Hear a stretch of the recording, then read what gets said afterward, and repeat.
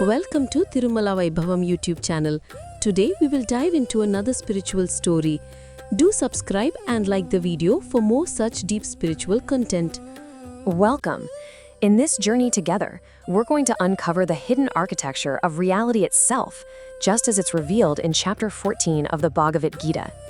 Now, this chapter introduces us to three fundamental forces, you could call them cosmic energies, that are silently shaping our thoughts, our actions, and even our destiny. This is the kind of wisdom that really illuminates the path from the shadow of bondage into the light of liberation. So, let's start with the question that really sits at the very heart of this chapter. Think about it. In the grand, unfolding theater of your life, with all of its ups and downs, its moments of total clarity and, let's be honest, total confusion, who is really the actor? Are you the one writing the script, directing the scenes, and starring in the show? Or could it be that you're being moved by invisible strings, by deep currents of energy that flow through everything? The answer? Well, it begins by understanding the very fabric of nature itself. Okay, let's dive right into the chapter's opening. These are the words of Lord Krishna, and wow, he sets the stage with some incredible weight and promise. He is about to unveil what he calls the supreme wisdom, the absolute pinnacle of knowledge. This isn't just a collection of facts, he's talking about a transformational truth, the very same truth that has guided sages for ages to the highest state of being. The stakes, as he tells us, are nothing less than perfection itself. And so we begin our first act, really exploring this idea of a cosmic dance. See, the Gita teaches that the material universe, which is called Prakriti, isn't just some random accident. It's actually this intricate, intelligent, and super dynamic tapestry, and it's woven from three primary energies, three fundamental qualities that bring all of creation to life. These forces are called the Gunas, and the word guna itself is fascinating. It literally means strand or fiber, like the individual strands of a rope. Now, this is such a profound metaphor, because just as strands are twisted together to form a rope that can bind you, these three gunas, Sattva, Rajas, and Tamas, are woven into the fabric of every single atom, every thought, and every experience, binding the soul, which is otherwise totally free and eternal. And right here, Krishna lays out this central challenge of human existence. The gunas aren't some external enemy we have to conquer. No, they're the very mechanism of our entanglement. They're these invisible energies that bind our true self, that eternal, conscious soul, to the temporary world of the body and the mind. So to really understand our situation, we first have to understand these three powerful strands. First up, there's Sattva, the mode of goodness. To get a feel for it, imagine a perfectly still, clear lake at dawn, reflecting the sky.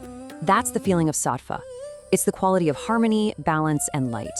In us, it shows up as peace, clarity, compassion, and that real thirst for knowledge. It feels wonderful. But here's the subtle trap. Even Sattva binds us. How?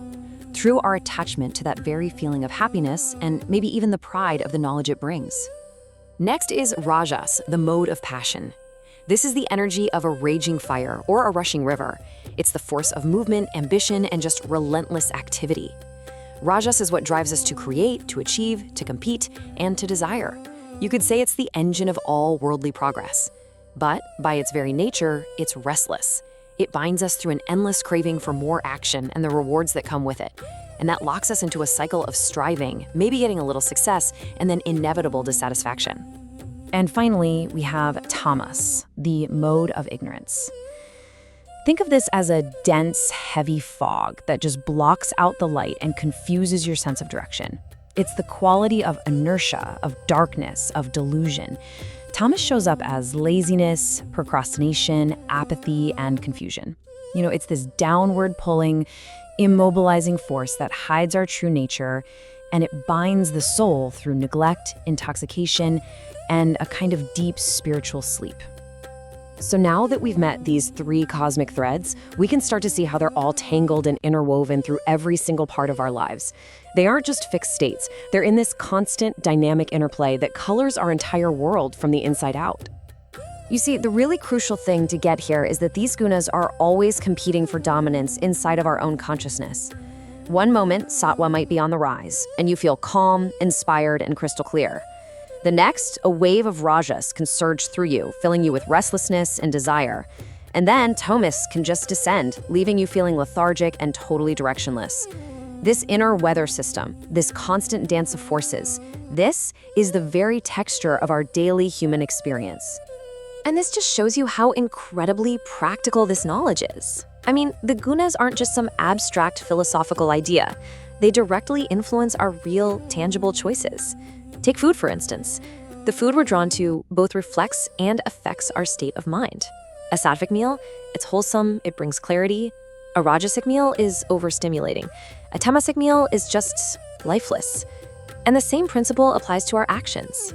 A gift given in sattva is a pure act of love. A rajasic gift is more of a transaction. A tamasic gift, well, it's almost an insult. Even our search for happiness is defined by which guna is leading the way. The Gita then takes this principle to the ultimate transition, the moment of death. It teaches that the dominant guna that's coloring our consciousness when we leave the body actually determines the nature of our next existence. A consciousness soaked in sattva ascends to realms of light and wisdom. One dominated by rajas is reborn into a world of intense action and attachment, and a mind clouded by tamas is drawn down to lower realms of existence, veiled in ignorance. This really shows you the truly profound, destiny-shaping power of these forces. So that brings us to our third and honestly most crucial act. Now that we understand the gunas and how they work, how do we escape their pull? How in the world can we untie this cosmic knot? This is where Krishna illuminates the path to true, lasting freedom. And this is the essential paradox, isn't it? It's the very question that Arjuna, and really every spiritual seeker, has to ask. If sattva, rajas, and tamas are in every fiber of material existence, if they're the very substance of our mind and body, is liberation even possible? I mean, it feels like an inescapable system. How can we possibly rise above forces that are everywhere all the time? This verse, 14:19, is the master key. Krishna reveals that freedom doesn't come from fighting the gunas, but from a radical shift in how we see things, a really profound awakening. And this awakening has two parts. First, to realize with total clarity that the gunas alone are the ones doing all the action. And second, to understand that there is a reality, your true self and the supreme self, that is eternally separate from and way above their influence. Now, this is a revolutionary idea. It's about stopping our identification with the actions and thoughts that are produced by the gunas. That ambition you feel, that's rajas playing out. That feeling of peace, that's sattva. The confusion, tamas. You are not these passing states. Your true identity, your eternal self, is the silent, unchanging consciousness that simply witnesses this play of forces. You are the seer, not the scenery. This simple shift in identification is the dawn of true freedom. So what does a person who has made this incredible shift actually look like? How do they move through the world? Arjuna asks this exact question, and in response, Krishna paints this vivid, beautiful portrait of a liberated soul, someone who has gone beyond the gunas. Someone who is gunatit, literally beyond the gunas, is unshakable. They sit like a silent mountain, just watching the passing clouds of sattva, rajas, and tamas without being moved by them.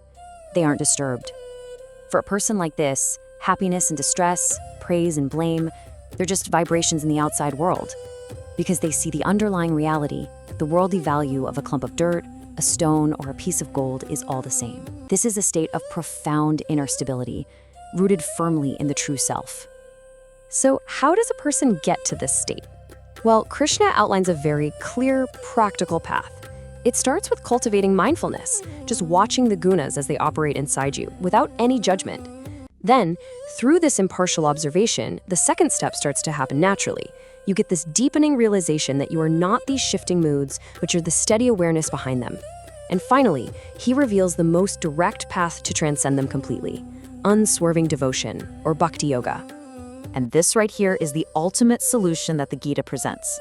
By focusing our consciousness, our love, and our service on the Supreme Being, who is eternally beyond the gunas, we connect to a reality that is also beyond them. You could say devotion acts like a kind of spiritual gravity, pulling our consciousness upward, lifting us right out of the turbulent ocean of the material world and onto the steady ground of spiritual reality. As we reach the end of this incredibly profound chapter, let's just take a moment and gather the threads of this supreme wisdom one last time. Krishna has guided us from understanding the forces that bind us to the clear path that frees us, and finally to the ultimate destination. So, what's the ultimate takeaway here? I think it's this. Our reality is a constant dance of these three cosmic forces. Yes, they bind us, but they don't have to define us. The path to freedom, which is our true nature, is all about shifting our perspective. It's about going from being the actor caught up in the play to being the peaceful witness of it all, and finally anchoring our heart in the divine through devotion. Krishna concludes the chapter with this just breathtaking declaration. He reveals himself not just as a guide to the goal, but as the very ground of being itself. He is the foundation of spiritual reality, of timeless existence, of eternal purpose, and of that limitless bliss that lies forever beyond the reach of the gunas. And this leaves us with one final, profound question to carry forward with us. Chapter 14 has given us the lens to see the invisible forces that build our world, and the key to our own liberation. But what lies beyond that freedom? What does it truly mean to know the nature of that supreme person, the foundation of all reality, who is eternally free? Well, that is the journey that's waiting for us in chapter. That was today's story. Please do like, share and subscribe for more such interesting stories. Let's connect with another story. Till then, stay blessed.